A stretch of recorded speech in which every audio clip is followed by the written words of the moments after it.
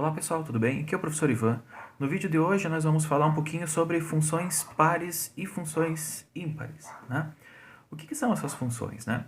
Essas funções elas compõem um tipo especial onde estão envolvidas algumas simetrias no gráfico delas, tá certo?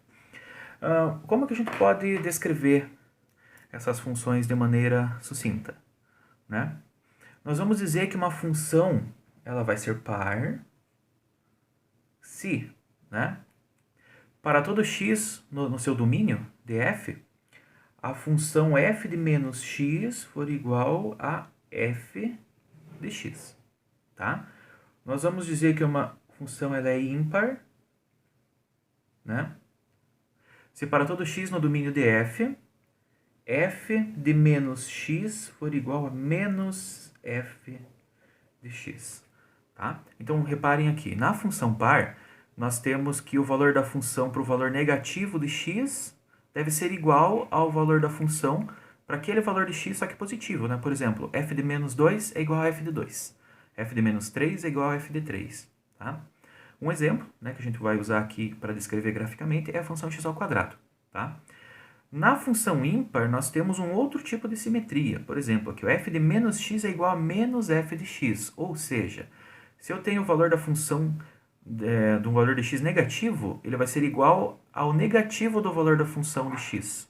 Para aquele mesmo x positivo. Daí, né? Por exemplo, o f de menos 2 é igual a menos f de 2. Tá? Então, não é igual à função x ao quadrado, né? Que a gente vai ter o mesmo valor. Nós vamos ter o valor igual em módulo, porém com o sinal trocado. Tá? Isso daqui é uma função ímpar. A simetria da função par, ela se dá ao longo do eixo dos y, enquanto que a simetria de uma função ímpar, ela se dá em relação à origem. Tá certo? Se nós pegarmos o gráfico dessas funções, tá? Vou fazer um esboço aqui das funções que eu já utilizei como exemplo, né? A função x ao quadrado e a função x ao cubo, né? Y igual a x ao quadrado e y igual a x ao cubo. Nós vamos ter aqui um y e um x, né? Eu vou fazer um outro aqui do ladinho.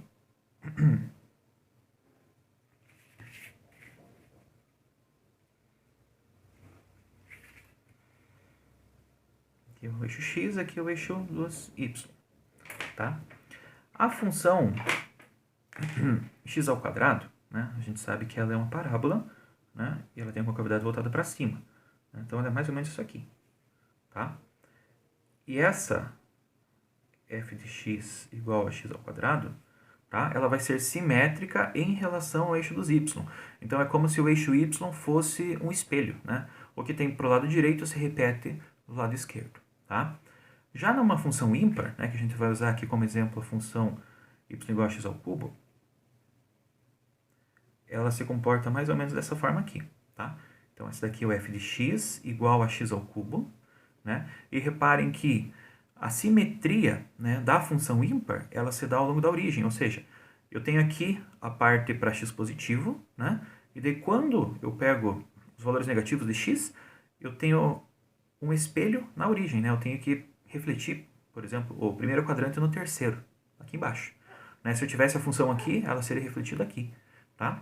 Então, esse é o tipo de simetria que ocorre numa função ímpar. Existem funções pares, existem funções ímpares e existem funções sem simetria, né? A função que você vai fazer o teste, né, e você não acha, né, que ela é par e nem ímpar, tá certo? Vamos fazer alguns exemplos aqui, né, escolhendo algumas funções. Então vamos lá, exemplos. A primeira função eu vou fazer com essa, a segunda com essa, né, e a terceira a gente vai pegar uma que não é nem par nem ímpar, né? Não tem simetria em relação ao eixo y e nem à origem do nosso sistema de coordenadas. Então, se a gente pegar a função lá, f de x igual a x ao quadrado, né? Qual é o teste? Eu vou fazer f de menos x e verificar se é igual a f de x, tá? Então, a gente faz dessa forma aqui. A gente vai fazer lá o f de menos x é igual a menos x, né, ao quadrado, ou seja, onde tem x eu coloco menos x, né? Menos x ao quadrado. Aqui eu efetuo a operação, menos x ao quadrado vai dar x ao quadrado. Isso daqui é igual a f de x, né? Portanto, essa aqui é par, tá certo? Por causa dessa condição que a gente estabeleceu aqui no início. Agora vamos fazer o segundo exemplo. Número 2. f de x igual a x ao cubo. Então, eu pego ali f de menos x. É o mesmo teste, né? Para verificar se ela é par ou se ela é ímpar. Então, a gente vai substituir o menos x na função que é x ao cubo, né? Então, no lugar onde tem x, a gente troca por menos x. Agora, eu efetuo aqui a operação. Nós vamos ter menos x ao cubo é igual a menos x ao cubo, né? Menos vezes menos dá mais.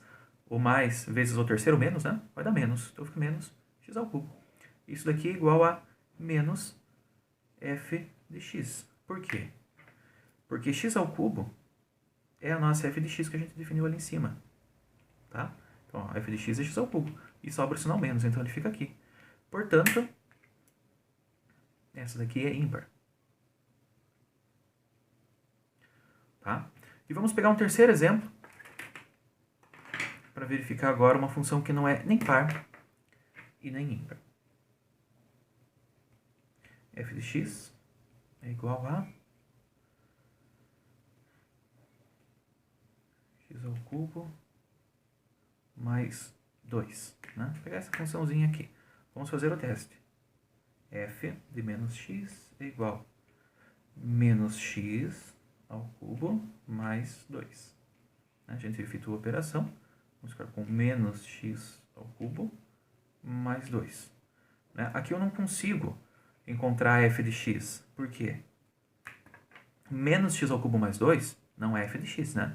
f de x é x ao cubo mais 2. Se eu colocar o menos em evidência, por exemplo, aqui, eu vou ficar com x ao cubo menos 2. E o que está dentro do parênteses também não é f de x. Então, essa daqui não é nem par e nem ímpar, tá certo? Então, ela não tem simetria em relação ao eixo y e também não tem simetria em relação à origem do sistema. Tá certo, pessoal? Espero que tenha gostado desse vídeo e até a próxima.